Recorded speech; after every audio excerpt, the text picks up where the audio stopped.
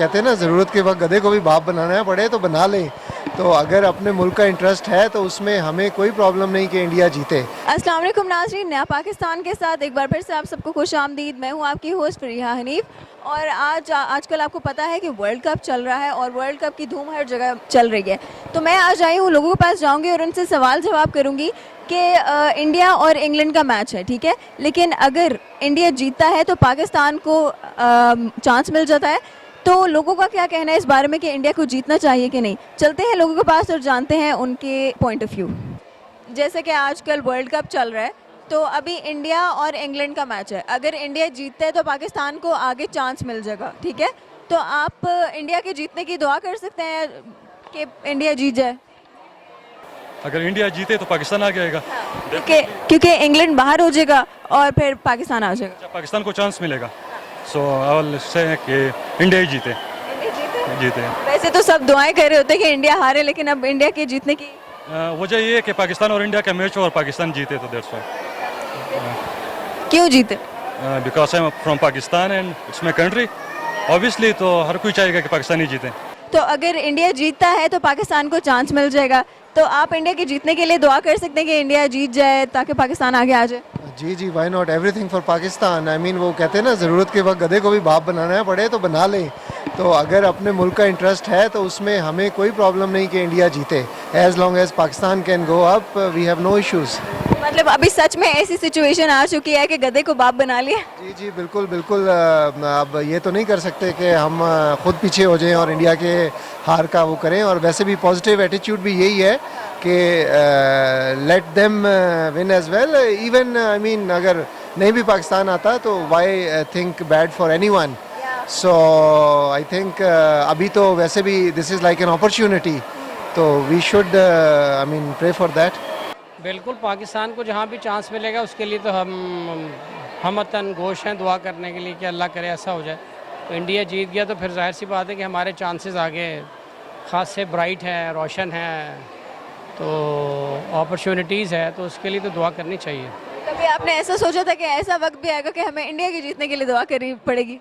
कभी भी ऐसा वक्त सोचा नहीं था कि ऐसा भी वक्त आएगा, लेकिन वो वक्त आ गया। वक्त तो फिर आपको पता है ना, ये तो क्यों किसी भी किस्म का कोई भी वक्त आ सकता है, उसका कोई भी यू कैन एक्सपेक्ट एनीथिंग। ये सब खुदा के हाथ में मुसब्बुल असबाब है, जिस तरह से वो चाहता है वैसी चीज़ें। कहते हैं ना, कोई पत्ता भी नहीं हिलता खुदा की मर्ज़ी के बगैर।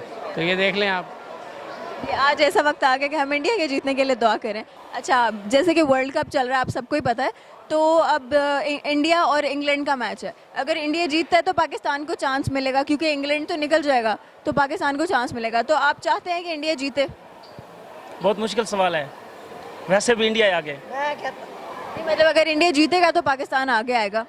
तो इंडिया जीत जाए, पाकिस्तान आगे जाए, कौन सी सूरत में, चाहे इंडिया जीते या इंग्लैंड जीते, हमें तो पाकिस्तान से मतलब है। हमारी टीम है पाकिस्तान, हम उसके फेवर हैं। जो जीते या हारे, हम कहते हैं कि पाकिस्तान आगे जाए। पाकिस्तान के हक में बेहतर हो। इंशाल्लाह पाकिस्तान के हक में बेहतर हो। तो आपने पहले कभी सोचा था कि आपको इंडिया के जीतने के लिए दुआ करनी पड़ेगी? मुश्किल है, कभी नहीं सोचा था, अभी करनी पड़ेगी क्योंकि पाकिस्तान बहुत मुश्किल में है।